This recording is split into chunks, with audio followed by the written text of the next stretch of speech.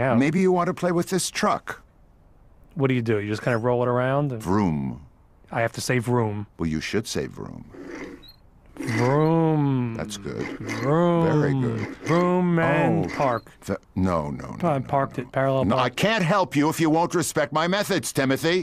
Welcome back, Video Creeps. Before we get into it, make sure that you hit subscribe and the notification bell so that way you know when I post new videos. And plus, it'll just like make me happy in general. The results are in. I took to my Twitter and Instagram and Facebook group, letting you guys choose what my next review would be. And in like an almost landslide, you guys chose 1996's Scream.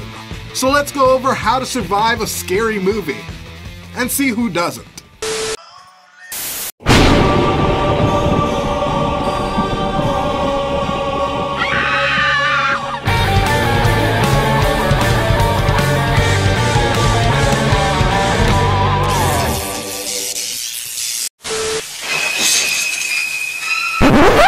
Remember, watch the whole video. Don't be a bitch. Now, Scream is the 1996 American slasher film created by Wes Craven, which is actually surprising because Wes Craven didn't even want to do this movie.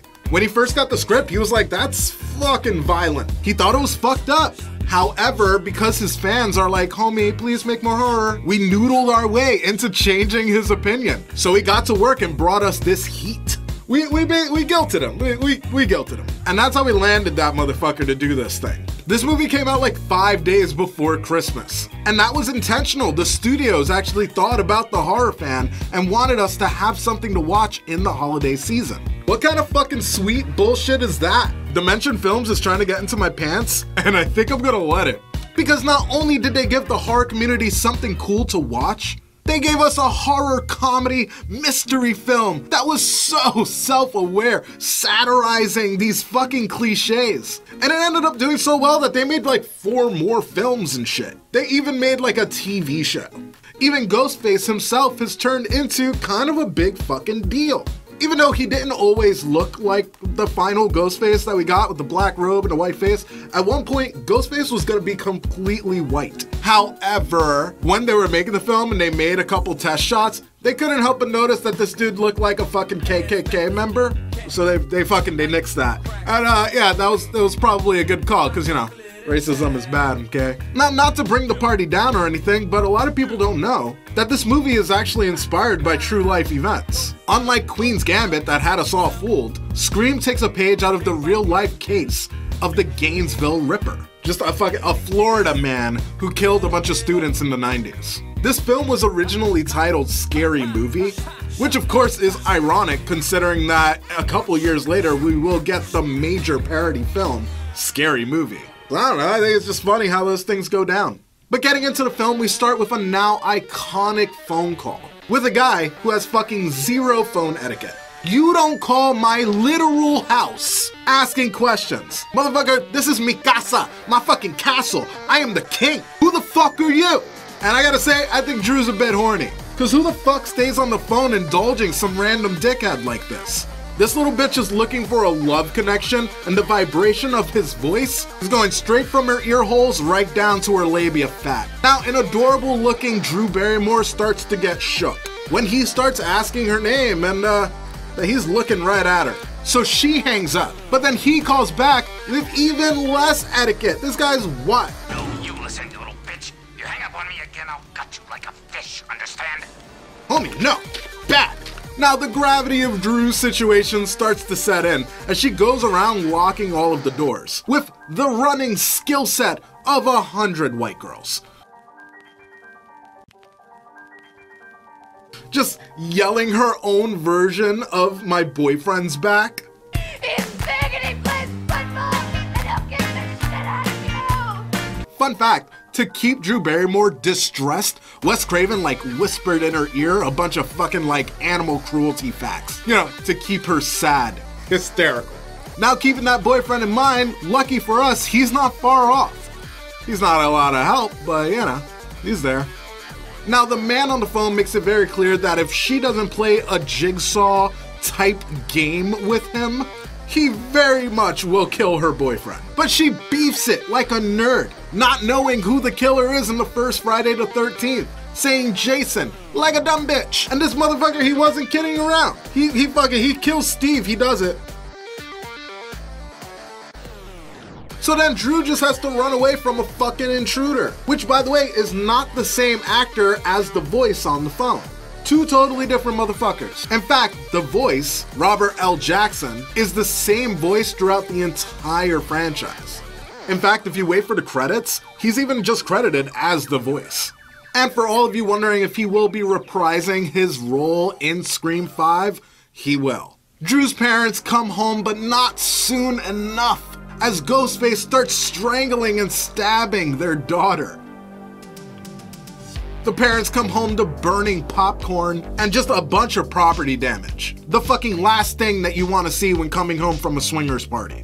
How do I know that they were at a swingers party? There's just something in the way that their eyes are rolling around. I could tell. They're a little too loose. They pick up the phone and they can kinda hear Drew, but they can't make out what it is. I'm not gonna lie, fucking watching Drew get dragged across that floor with her parents listening, it's a little chilling. Now, a fun but easy to miss little Easter egg in this scene is that the father tells the mother to take the keys and go down to the Mackenzies, which is exactly what Laurie Strode told little Tommy Doyle in Halloween. I don't know who these Mackenzies are, but they are a magnet for the drama. Now, the mother steps outside and sees Drew hanging from a fucking tree with just all of her inside parts outside parts. And this fucking 13-minute intro comes to an end.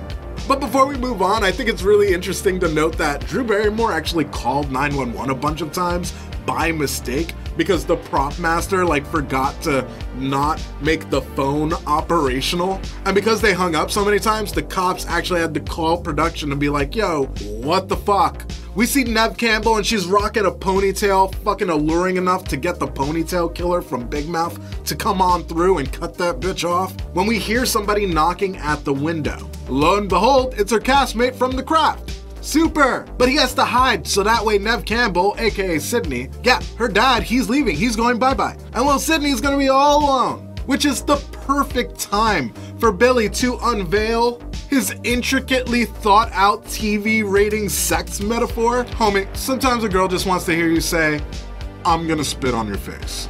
But Sydney goes for it, providing that they touch over clothes and shit. Meanwhile, Gus Black plays a cover of Don't Fear the Reaper that is somber enough to dry up even the wettest of water slides. And it does the job, because Sydney puts in an order of gourmet blue balls for Billy and sends him right back out the window. But of course, the girl's gotta flash a little bit of titty, because that will only help his very sad balls right now.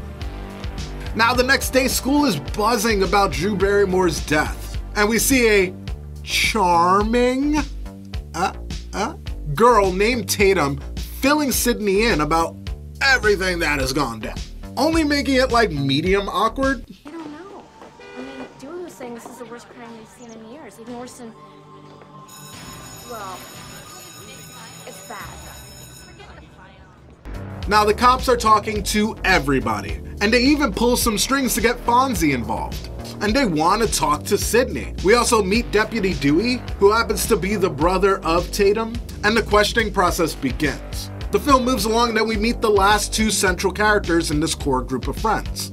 Matthew Lillard playing Stu, and Jamie Kennedy playing Randy. Which, yo, what a fucking treat. I love both those actors. Now, both characters are super funny, but I guess the big distinction between them is that Stu has a girlfriend and Randy works at a video store and wears terrible shirts.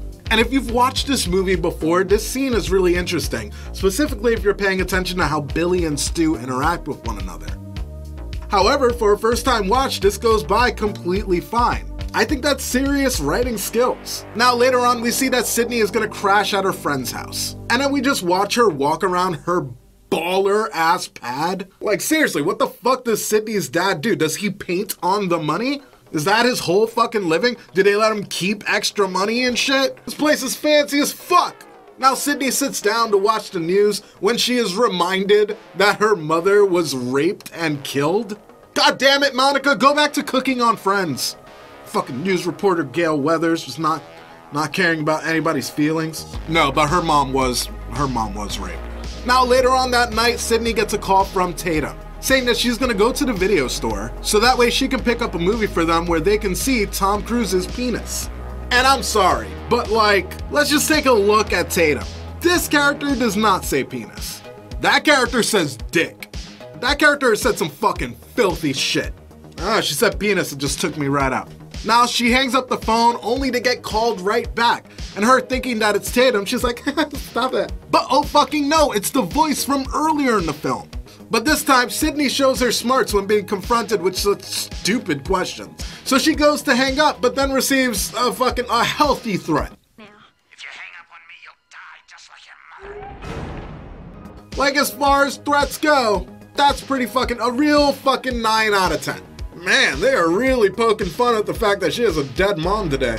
Peace, Band-Aid. Now he shows up and starts with his knife shit, but Sydney is able to outrun him because it's her house and she knows the layout more better. Running up to her computer and using the Deaf Protect, just a software on her computer for deaf people to call the police. But that's for fucking deaf people. Like, who is deaf in this house? Why does she have that shit? Was her mother deaf? Why do we hate this character? This is when Billy shows up, who was almost played by Joaquin Phoenix, and he drops a cell phone, freaking Sydney the fuck out.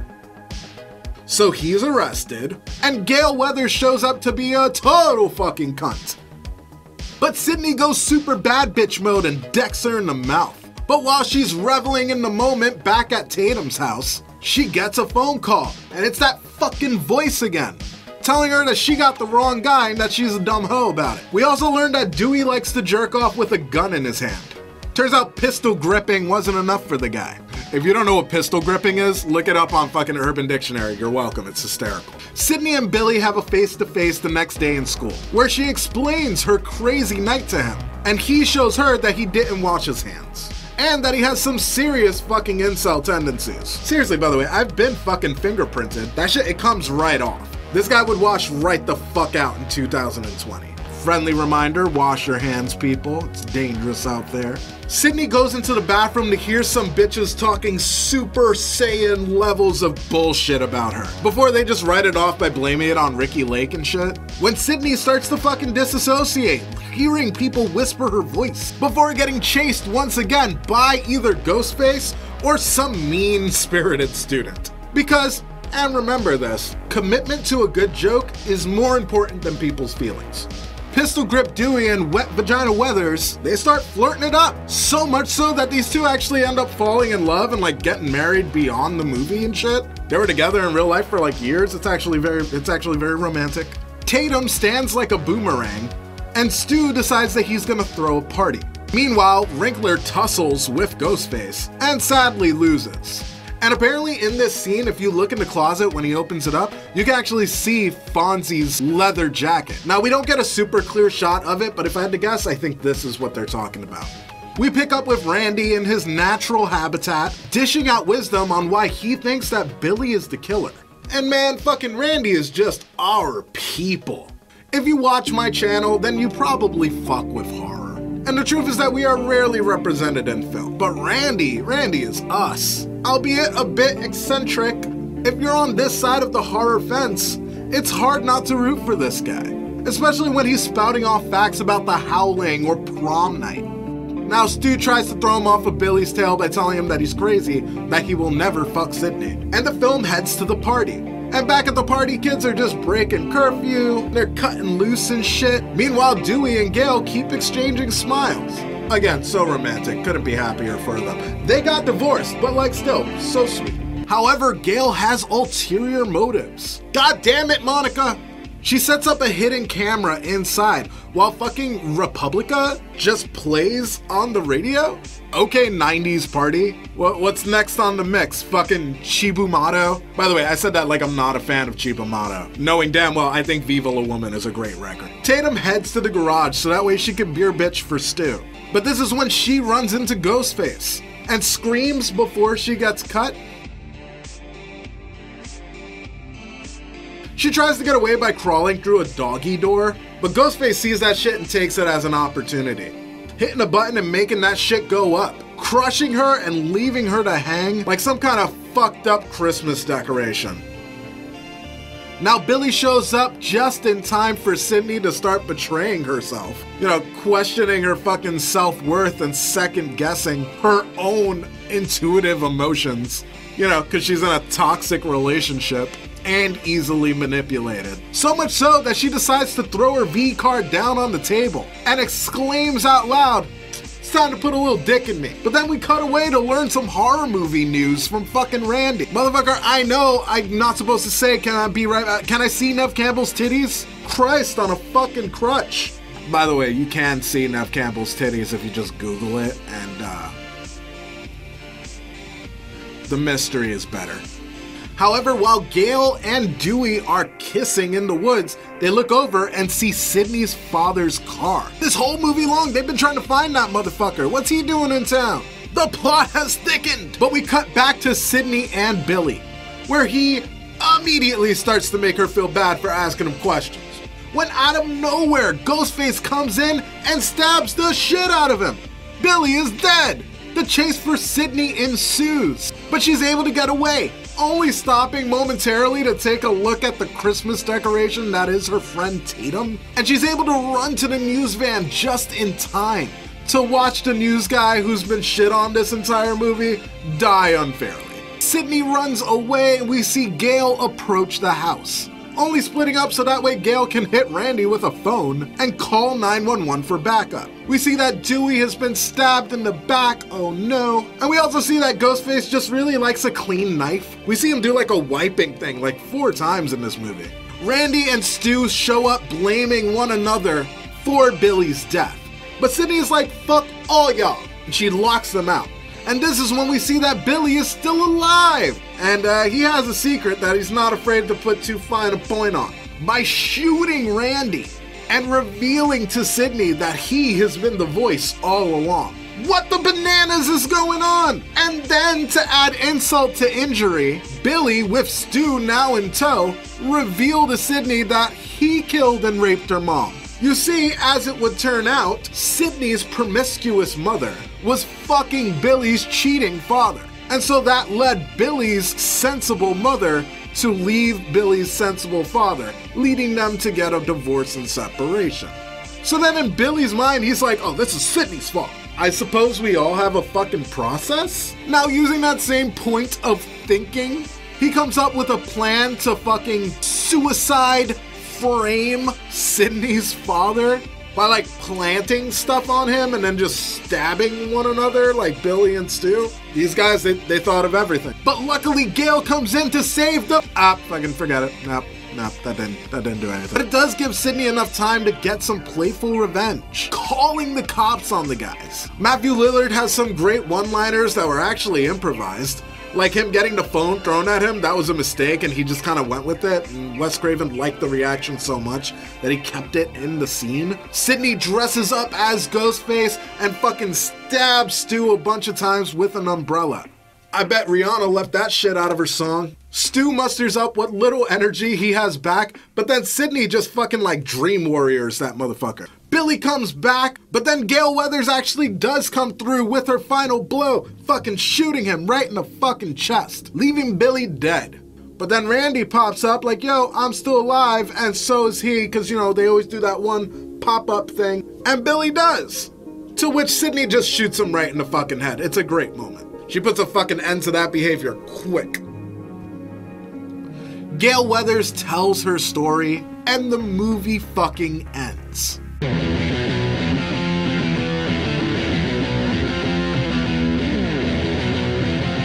Man, talk about a layered movie. Scream goes down in history as being the movie to revitalize horror in the 90s. We all love our 80s films and shit, but we tend to forget that from 1989 all the way up until 1996, most horror movies were direct-to-video releases.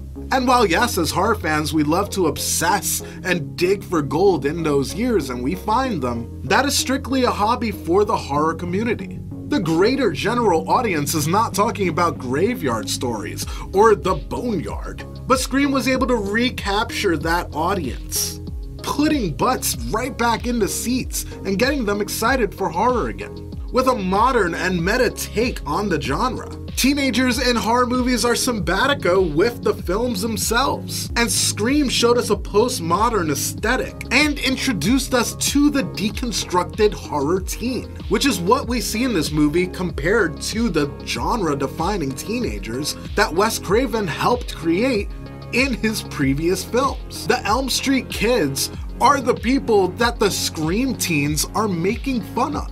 With their sexy and nonchalant appeal, they pick apart every action that their predecessors did wrong. And they let us hold dominion while giving us a voice. These characters are aware in a way that we've never seen before. And it's changed the genre forever moving forward. Now, to see such smart and intellectual teenagers in horror movies is commonplace, but at the time, it was rather groundbreaking.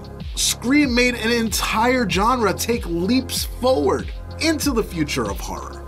And its genre-defining achievement is only second to the fact that it's just a plain enjoyable film. The characters are cool and interesting. The subplots and side characters are just as intriguing as the central story. I love Randy and his low-key feels for Sydney. Which, a fun side note, Jamie Kennedy actually almost didn't get the part because he had pink hair. At the time, he was also filming Romeo and Juliet, and when he showed up to the final meeting, they freaked out. He had to convince them that he can just dye his hair again. But it's not the first time that he was almost in trouble when it came to this role. The Randy character boiled down to Breckin Myers and Jamie Kennedy at the end of them fighting for this role, which is interesting because Breckin Myers actually had previously beaten out Jamie Kennedy for a role that they both went for in the movie Clueless, a movie that I've already covered on this channel. I'll leave it in the end cards. Thankfully, Jamie Kennedy did get the role, but he almost was beat out by Seth Green, which also would have been interesting to see in this movie. Watching Tatum and Stu interact is entertaining, and the twists in the movie are interesting and unexpected. Not just the Billy and Stu killer reveal, but also learning more about Sydney's mother and uncovering her secrets. This film has an incredible skill when it comes to keeping you engaged. Even if you weren't a huge fan of the film, as a horror fan, hearing these characters spout off facts about Halloween and Friday the 13th, it feels fucking good. The film gives itself value, and it feels like it's catering to the horror fan. Billy's last name being Loomis, a janitor named Fred with a Freddy Krueger striped sweater and a fedora on. The countless mention of horror movies like Carrie and Psycho, the list goes on and on. You can feel how deeply the passion ran for this project. It was so well researched and honestly a gift to horror fans. It was able to give to its target audience while introducing something different to the fans that never left. And if you ask me, that is above and beyond filmmaking. Guys, that's gonna be it for this video. Thank you so much for staying till the end of this video and not being a bitch. If you haven't already, make sure that you hit subscribe and the notification bell so that way you always know when I drop new shit. And if you really wanna help me out, become a Patreon. I have a podcast and a bunch of written reviews that are all Video Creep style. So come on over so that way I can sing your name in the Patreon song. I'll see you guys on the next one. Peace, Video Creeps. I love me some you. You love you some me.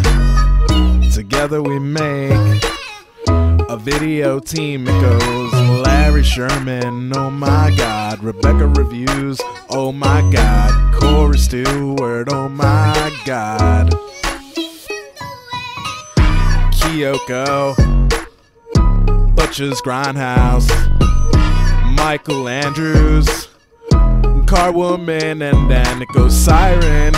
Thank you all for supporting my channel here. I can't do it without you guys.